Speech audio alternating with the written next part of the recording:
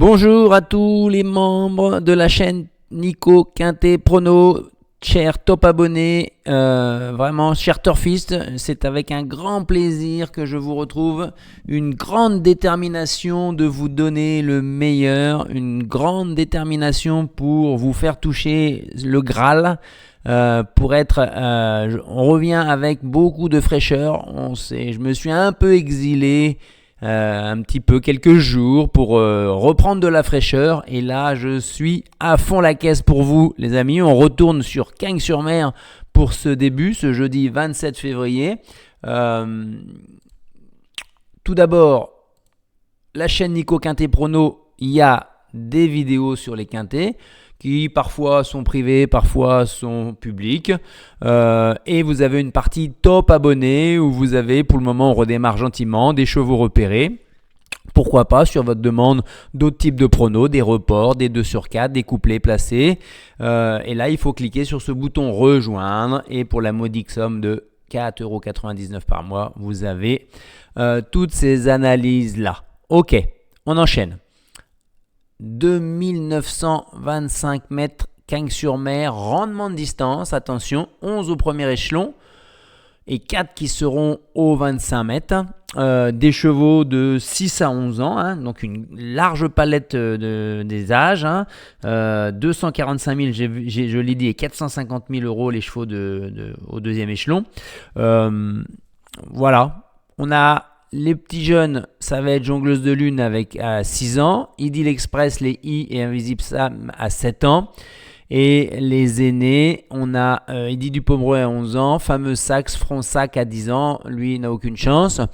C'est un quintet, vous voyez, dans les favoris de la presse, on le voit plutôt limpide pour les abonnés. On en a 2, 4, 5 qui n'ont aucune chance a priori, qui constituerait une grosse surprise. Après, ça veut dire qu'il reste quand même un choix parmi 11 chevaux. J'ai des convictions déjà. Je vais vous les livrer, mais ces 11 chevaux peuvent faire l'arrivée et il y en a pour moi au moins 4 ou 5 qui peuvent l'emporter. Donc c'est quand même très très ouvert, l'ordre va être difficile. Depuis le début du meeting à Cagnes-sur-Mer, on a eu des surprises, des grosses surprises. C'est encore possible demain. Les fantômes, on élimine sans hésitation 7, 8 et 12. Là c'est catégorique, hein. Vous les rayez, vous ne mettez pas un centime sur eux, je pense. Ensuite, le béton, pour moi, ça sera Idylle Express. Cette jument-là, vous savez, je l'adore. Jument de 7 ans, donc parmi les plus jeunes. Elle fait toutes ses courses. Elle va finir à 100 à l'heure. C'est une prétendante à la victoire pour moi, même si c'est vrai qu'elle débute à Cagnes-sur-Mer. Mais Clarisse Lelièvre est habituée à l'hippodrome.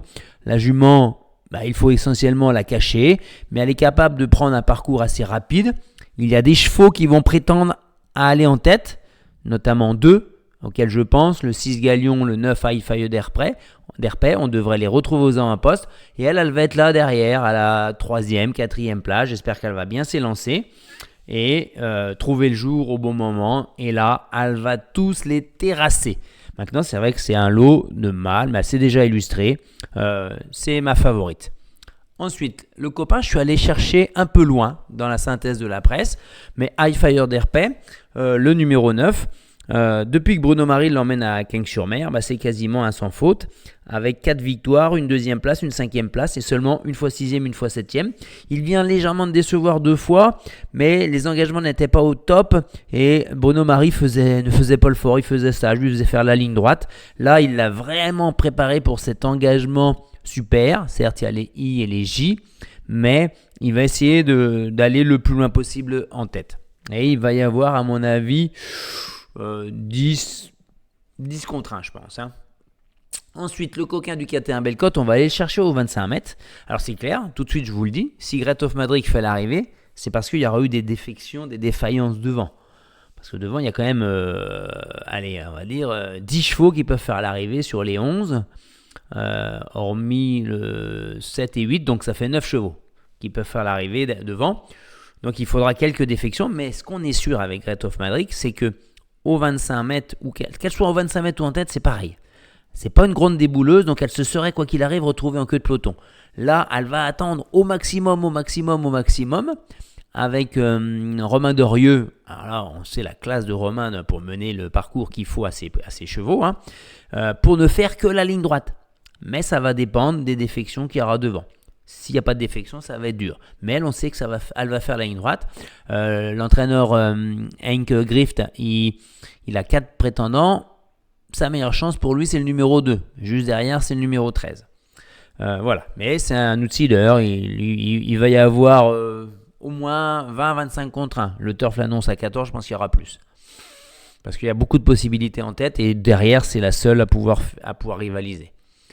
La déception, il dit du Pomereux. Pour moi, il n'a pas fait l'arrivée depuis belle lurette, on va dire. Il n'est pas des bonnes courses non plus. Il est sur la fin, malheureusement, mais il a quand même 425 000 euros de gain. Ensuite, on enchaîne. Ça veut dire quoi? Le jeu combiné. On y va en tête avec Idyll Express, on en a déjà parlé. On enchaîne avec le 9, Hightfire d'Arpey, pas de souci. Là, on va enchaîner derrière avec Giuliano, le numéro 3. Il a très peu de fausses notes depuis qu'il s'est amendé et qu'il est beaucoup moins fautif. Écoutez bien, dans ses 25 premières courses, dans sa carrière, il y avait 15 distancements. Puis, ensuite, sur ses 23 dernières courses, c'est 18 fois dans les 3 premiers. La ferrure, c'est pas un problème, il reste ferré, il a déjà gagné dans ces conditions-là. Nicolas Hensch, il connaît la piste de Cagnes-sur-Mer par cœur, il sortira pas des 3 à mon avis. On enchaîne avec le 5, Harry Lebo. Alors là, on commence à attaquer les prétendants possibles, les nombreux prétendants possibles pour les places. Là, j'ai mis Harry Lebo avec la drive locale de Jean-Charles Ferron qu'on connaît bien. Il sait donner des très bons parcours. Il sait se faire respecter dans un peloton. Donc là, il est hyper régulier, mais dans des catégories inférieures ou dans lesquelles il est 27 fois sur 35 courses dans les 5 premiers lorsqu'il est déféré des 4. Donc peu de fausses notes, même s'il a peu combattu à ce niveau de compétition. Le 2, Hooper des Chasses, même profil. À Cagnes-sur-Mer, c'est 8 fois sur 13 à l'arrivée. Il fait partie des placés potentiels, hein, comme avec ceux avec qui il vient de s'entrebattre. Harry Lebo, fameux Saxe, Giuliano. Donc ça va être une question de parcours, mais ça va être serré à l'arrivée. Mais Hooper des Chasses, la meilleure chance selon son entraîneur, Christophe Martens, qui connaît la piste par cœur, qui va lui donner un parcours aux petits oignons. Il peut figurer dans le quintet. Au même titre que le 4, Jongleuse de Lune. Alors, Jongleuse de Lune, vous allez me dire, mais Nicolas, pourquoi tu la mets si basse? Jongleuse de Lune, c'est la seule 6 ans du lot. Donc, elle a les mêmes gains que les autres, mais avec 1, 2, 3, 4, 5 ans de moins parfois. Mais pour moi, c'est une favorite annoncée à 4 contre 1 qui présente des fragilités pour la gagne. Il lui faut le parcours parfait. Elle n'a pas 600 mètres qu'elle peut faire seule. C'est 300 mètres plutôt. Et sur ses 26 dernières courses, il n'y a que 2 victoires. Donc elle est tributaire du parcours. C'est pas une gagneuse où elle va terrasser l'opposition. Je lui préfère Idyll Express.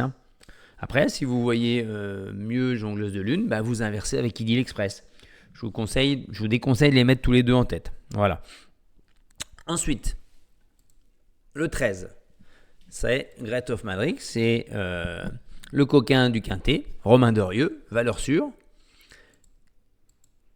Ensuite, on y va. Là, le 1, Invisible Sam, que j'ai longuement hésité avec le 11, fameux Saxe. Le 1, Invisible Sam, c'est le petit pousset, le moins riche, l'un des plus jeunes à 7 ans. 4 sur 5 ici, dont 3 victoires quand même, mais n'a jamais trop couru et encore moins réussi à ce niveau-là, face à une telle opposition. Il est capable de trotter quand même une 13-2 devant Idéfix de Centulle. Méfiance, parce qu'il a 200 000 euros, mais avec seulement 7 années de course. Pas 7 années de course, mais 7 ans par rapport à d'autres. Et ce qui m'a fait penser davantage à lui qu'à fameux Saxe, qui a quand même 10 ans, même s'il est dans une forme de sa vie un peu quelque part. Et derrière, bien sûr, on a le 6 Galion, qui est un cheval hyper généreux, hyper dur, qui gagne bien sa vie dans les courses avec les plus vieux. Là, c'est un peu plus dur face aux H et les I et J. Il débute à Cagnes-sur-Mer, mais piste plate, ça devrait pas ça devrait lui convenir. Hein. Il va aller devant. Va-t-il pouvoir résister longtemps? Va-t-il pouvoir rivaliser avec Hi-Fi d'Herpet? Je suis pas si sûr. C'est pour ça que Galion, je ne l'ai pas retenu. Voilà, j'espère que ça vous a aidé. On se rejoint sur cette partie privée top abonné pour soutenir la chaîne et m'accompagner dans cette reconquête un petit peu de ce fameux quintet ordre qui nous tend les bras, je l'espère. À très bientôt, bye bye.